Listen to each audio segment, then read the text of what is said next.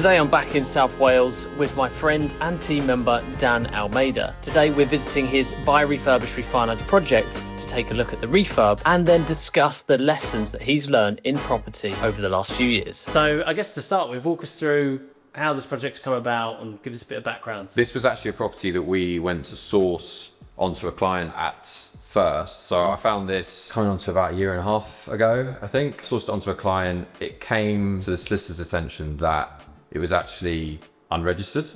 Not a problem. We were happy with that. The client was happy with that. You can get it registered post completion and there's no issues. The problem was then when they went to actually get it registered, it was said on the on land registry that it was registered to a company in Mountain Ash, like another company, and that company then had to essentially say that they didn't own it, which dragged on for a long time. Client said he didn't want to proceed with it.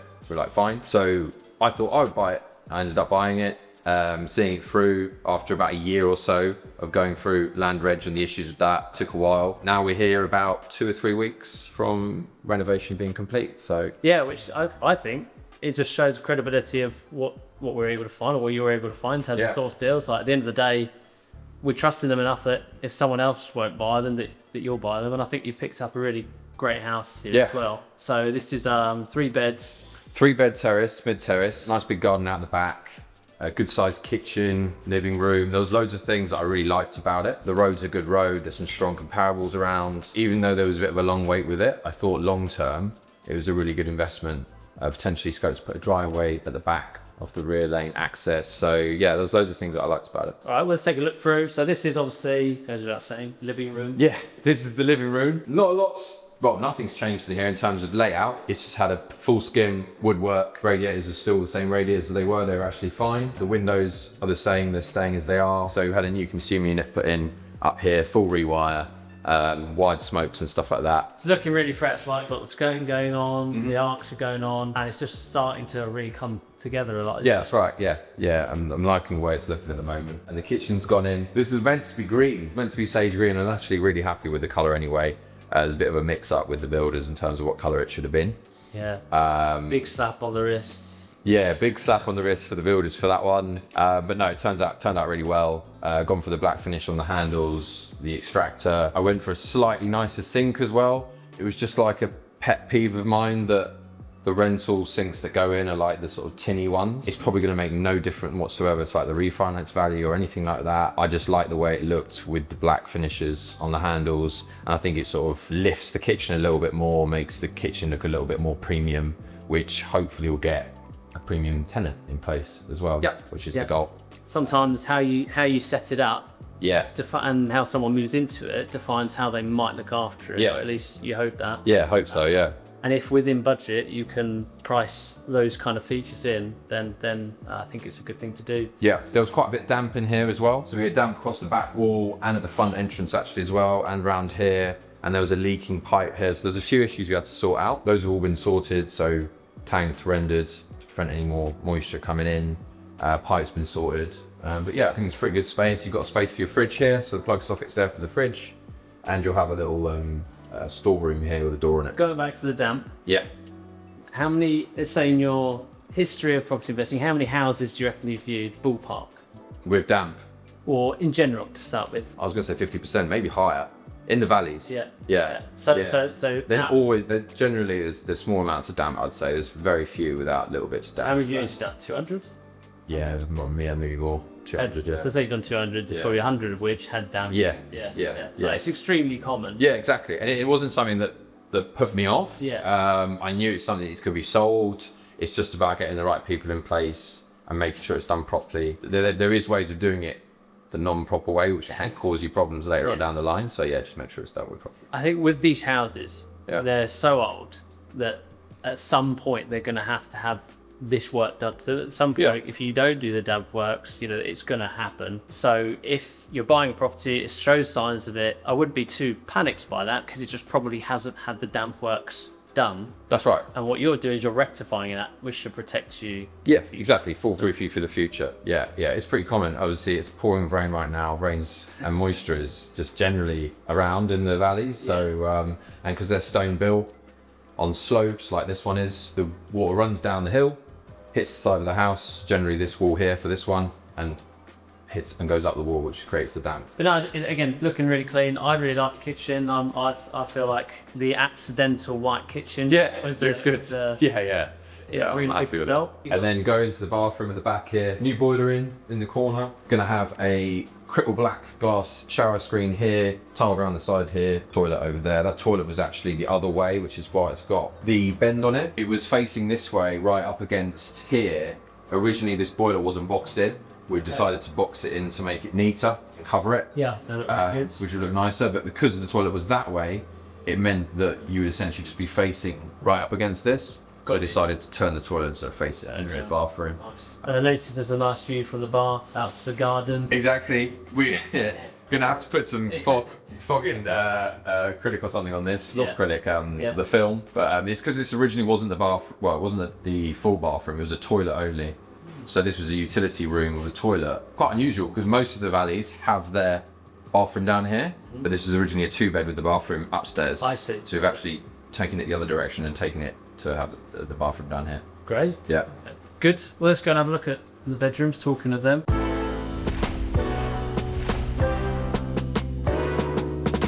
Originally, I was going to rent this to a social housing provider. I was going through the process of getting it approved by the social housing provider. It essentially came back that they couldn't take it because of issues with the area, basically council not approving it. We were about to start ripping out walls and changing room sizes to make it fit for social housing purposes.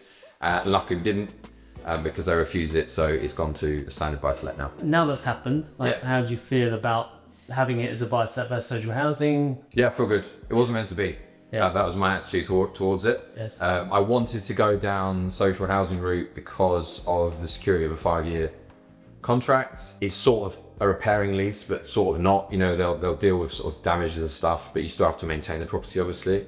That was also, you know, quite positive for me. Actually, I'll probably get better rent privately. I think now the house has been able to stay the same. I actually really like the layout rather than adjusting rooms. It was going to make some of the rooms a little bit boxy. Yeah. And so long term, when I actually come to sell it in the future, I might have had to then readjust it back. Yes. So yeah, there was pros and cons to it really. So yeah, I've been guided down that route, and that's the route I'm going to take. Yeah, no, I think this, and whilst we're talking about this topic, I wasn't planning for this topic to come out, but I think for longevity, this is the best possible route for you in terms of growth, and when you eventually want to refinance or sell this in the future.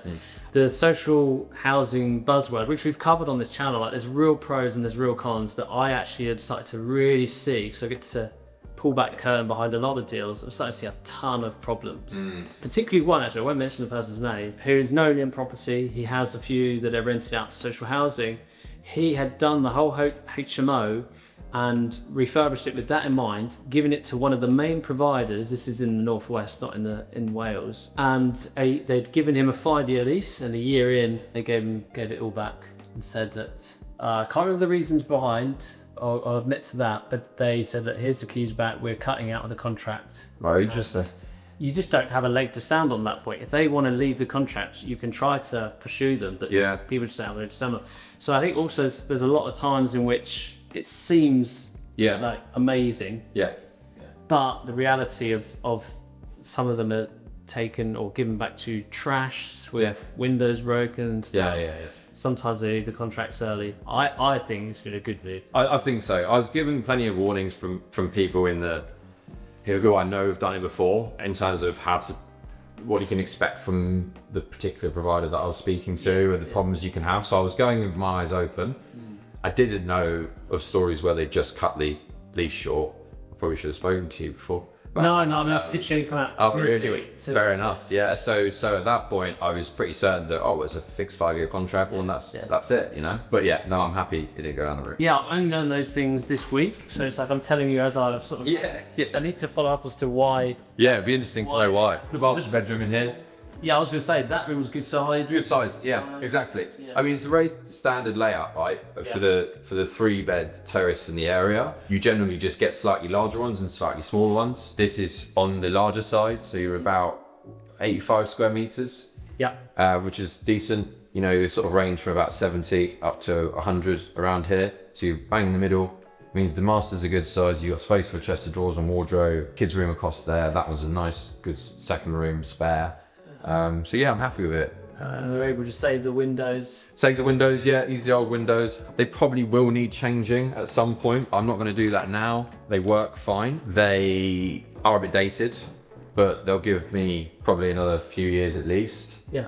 And it means that I can save a bit of cash, put it into a new project, and when it comes to like refinancing this and putting out some money, I can then put that towards a new set of windows for the property and keep it up to date. Yeah, we literally, just before we came here, when you were out on the viewing, we mentioned how some of those things, you know, you could save something like that, save yourself money at a later date. You can come back to it. Exactly. And I'm under no illusion that you obviously have to reinvest in the property as time goes on, because it's not just going to stay okay the whole time. But that was one of the tactical things I was like, it doesn't need doing right now. It's fine. They're fit for purpose. None of them are blown or anything.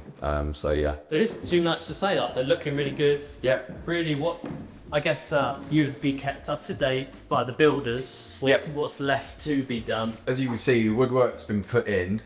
Needs paint. Everywhere needs paint. There's bits and pieces like this windowsill that broke during the work.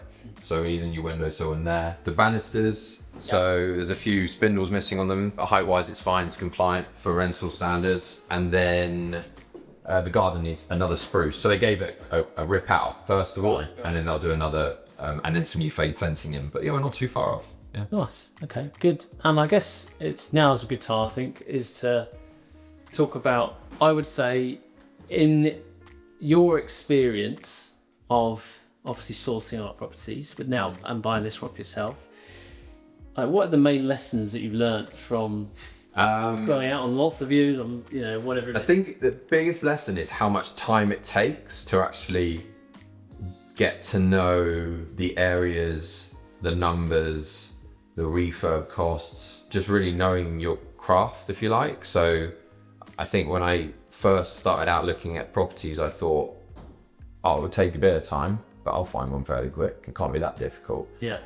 It was actually really, really difficult, much more difficult than I thought. Yeah. Maybe because I was going into it with a real focus on the numbers, which looking back was wrong of me. I was so fixated on making sure I leave a certain amount of money in. Yeah. And that's what I wanted to leave in. There couldn't be any deviation from that. Yeah. And because I wanted to leave in so little, it made it really difficult, and it took me ages to find something that was suitable. I would change my mindset to begin with if I went back. Go for it, get something quick, and focus on how can I generate cash flow to reinvest more and more, rather than just focusing on how do I do the BRR the absolute best I can. Yes. Because actually it just completely suffocates you, you don't move. Yeah, that's actually, I didn't know that was I didn't know that was going to be something you'd say, so that's interesting. And what would you say then? What would you do? You'd leave a bit more money in order to get the right deal? I think I'd have a bit more of a relaxed approach to it in terms of the numbers. So I wouldn't look at it as, I need to leave that amount in and that's how it's going to be. And any deviation from that's going to be a real big problem. Mm-hmm. I would be happy with the fact that I might get a different end value, or the refurb might cost a little bit more. Yeah. But that's just how it works in the world of property. And even with this property right here, there's a few extras I'm probably going to do in terms of the refurb, paint the outside, make it look smart for the valuer, because I feel like first impressions can sometimes make a difference. That's just a personal preference of mine. And secondly, end value. I could get anywhere between sort of 125 up to 140, I think, in the general market at the moment with comparables around here. Yeah. And it depends who you get on the day, but I'm kind of happy with that. Yes. That's just the way it is. Whereas before, it would stress me out. Yeah. Yeah. I mean, that's a really good mindset switch, because that's quite often what we see with loads of investors, right? We're starting to see it work with us now. It's like they come in, they're so religious to the numbers, which of course, the numbers are important. It's an investment game, but yes, there are going to be some things where it change. There are variables, okay? Right now, you don't know what the end value is going to be. Yeah. I hope it's going to be high. Yeah. Obviously, you did what you can, and with the experience that you have and we have, to try to factor in all the refurb costs. But when you're doing the refurb, you think, oh, actually, I might add this, I might do that. So that there's always like swings of bits of money, isn't it? Yeah, definitely. I always think it's just important to think about trying to set yourself up for a good long-term portfolio. Like, there is a lot of people that want that, I want $5,000 left in a deal, I want 10 grand left in a deal. The reality is, if you really wanted us to, we're not going to do this by the way. If you really wanted us to, we could go to a terrible area. We could find you something that has $5,000 left. That's right, yeah. But it's going to have a bad tenant. Yeah. We're not going to pay you. It's never going to go up in growth and maybe won't get very good rent, right? Yeah. Versus actually, we pick really good areas and they have a good growth, they get good rent, you have a good tenant profile, but you leave a bit more money in. That's right. Let's talk about the numbers. How much did you pay for this? So £74,100, and there's a story to that. Go on. In that the person I bought it off, when I was negotiating, we got to a stalemate, and he said he would allow me to purchase it if I paid for his legal fees, which was £1,100. Oh no, his estate agency fees, sorry. Right, okay. So the £1,100, so I was at 73 and I had to go up to 74,100. I mean, the reality is, it's just like, he's attributed it to his estate agency fees, but he basically wanted £1,000 more. Yeah. And that's what he told me. So I said, yeah, go ahead. At the time, obviously, I was actually looking for myself, as we mentioned before. Yeah. Then we sourced it on, and then I ended up getting it back. But that's the story of how his power came about to 74,100. Yeah, and obviously we'll go on to the other numbers in a sec, but the reality is in 10 years' time, you won't care that you paid £1,100 more. No. The chances are very slim. Anyway. Yeah, exactly. It was a means to get the deal done and just get it agreed. Yeah. So it's a real fine balance between really negotiating well, but then realizing when something's within reach. Your growth. Yeah, I got to give him an indication that I didn't get it for this, and I thought, yeah, why not? So £74,100 purchase. Mm-hmm. Obviously, there's all your fees around that. But in terms of the refurbishment, how much money are you looking at? 33, but it'll probably creep up to more like 34 with the summer paintwork and stuff. Yep. Yeah. And the predicted end value, which you did say a minute ago, is hoping for 135. Yeah. Yeah, hoping for 135. It could go either way. Like you say, it could be anywhere from 125 to 140. Yeah, and the reason for that is you've got one across the road which sold a couple of years ago for 148, which has a loft room, so it's slightly bigger, I guess, but it's only a loft room with a ladder. It's nothing extravagant. Yeah. But then you've got other comparables more recently in the area that have gone sort of around the 130 mark, 135, some at 125. So it all depends on the day. Obviously, I'll put together a valuation pack for the valuer with all my comparables and try and push him towards the 135, 140 direction. Will you come down and meet him or her? Yes, I will. Yeah, I'll come down and try and have a chat with them. Sweet talk them. Yeah, I'll do my best. Yeah. If you're watching this video and you'd like to work with myself, Dan, and the Property X team to help you find your next buy-to-let investment, then click the link in the description and arrange a call to discuss our sourcing service. Thanks for watching the video, and I'll see you next week.